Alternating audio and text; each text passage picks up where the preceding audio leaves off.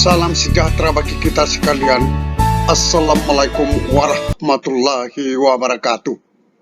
Menpan RB telah merilis surat edaran terbaru terkait dengan pengadaan ASN, P3K, dan CPNS tahun 2023. Menpan telah mengedarkan ke pemerintah daerah, kabupaten, kota, dan gubernur. Surat edaran tersebut bikin gembira dan juga membuat kecewa tenaga honorer. Mari kita simak bersama.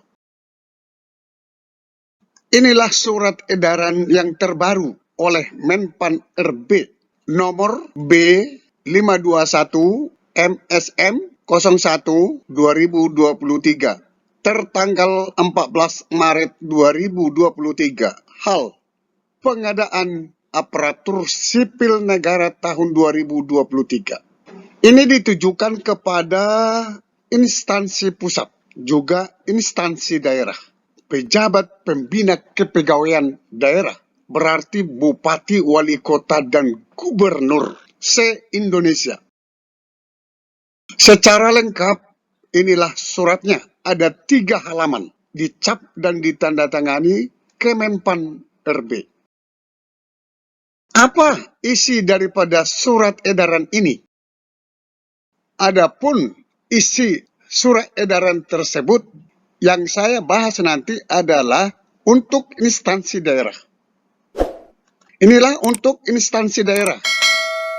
Usulan kebutuhan berdasarkan peta jabatan yang telah ditetapkan oleh PPK, Pejabat Pembina Kepegawaian, dan memperhatikan jumlah ASN yang memasuki batas usia pensiun tahun 2023. Kondisi geografis daerah, rasio jumlah penduduk dengan ASN, rasio alokasi anggaran belanja pegawai, serta kesediaan kemampuan anggaran dengan ketentuan sebagai berikut. A. Usulan kebutuhan P3K diprioritaskan untuk memenuhi kebutuhan pegawai di bidang pelayanan dasar pendidikan dan kesehatan pada satuan unit kerja di daerah terpencil, tertinggal, dan terluar. 3T.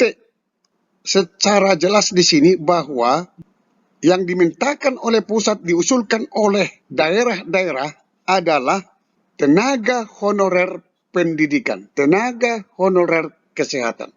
Tenaga honorer pendidikan, ada yang guru, ada yang non-guru. Begitu juga kesehatan. Kita akan lihat apakah guru, apakah non-guru.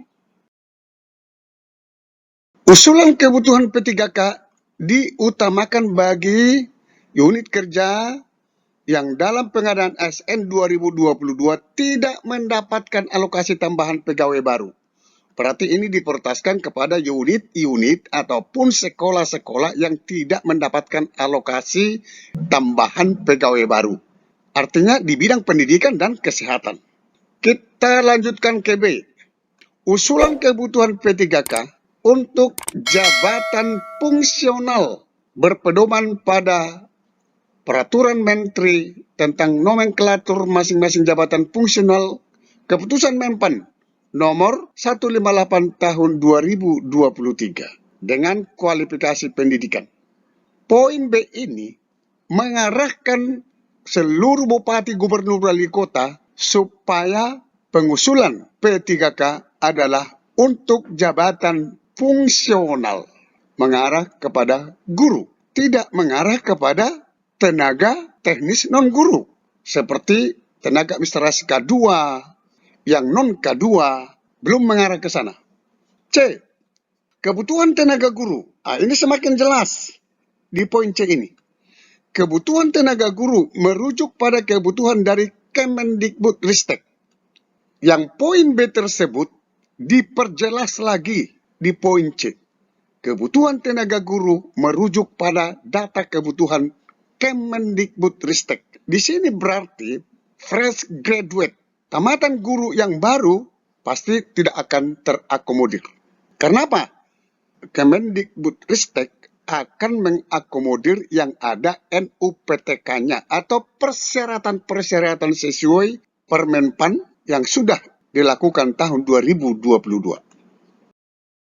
Kebutuhan tenaga kesehatan merujuk pada kebutuhan Kementerian Kesehatan. Berarti database-nya ini tetap menjadi acuan dalam mengusulkan formasi P3K tahun 2023. 3. Instansi pemerintah mengusulkan kebutuhan ASN yang memuat data terkait struktur organisasi, analisis beban kerja existing pegawai, jumlah usulan kebutuhan ASN, dan masa hubungan perjanjian P3K melalui aplikasi e-formasi. Ini dimulai tanggal 20 Maret 2023 sampai 30 April 2023. Hampir 1,5 bulan. Tetapi tidak gampang daerah untuk mempersiapkan seperti yang disampaikan oleh surat edaran Menpan RB ini. Banyak yang harus disiapkan administrasinya. Jika kita lihat tadi, untuk instansi pemerintah daerah, hampir tidak disinggung masalah tenaga honorer yang non-guru. Tidak disinggung tenaga kependidikan, tendik, tenaga administrasi di Kementerian Kesehatan. Hampir tidak disinggung. Disinilah tenaga honorer non-guru sangat kecewa. Karena formasi mereka pasti tidak akan banyak. Di pihak lain, tenaga honorer guru sangat bergembira. Apalagi di daerah-daerah 3T. Karena diprioritaskan untuk fungsional guru, untuk fungsional kesehatan di daerah terpencil terluar atau 3T. Sehingga saya buat judulnya tadi, Surat Menpan RB bikin kecewa, bikin gembira tenaga honorer. Jadi ada yang bergembira, dan ada juga yang kecewa. Saya coba menjajaki media online.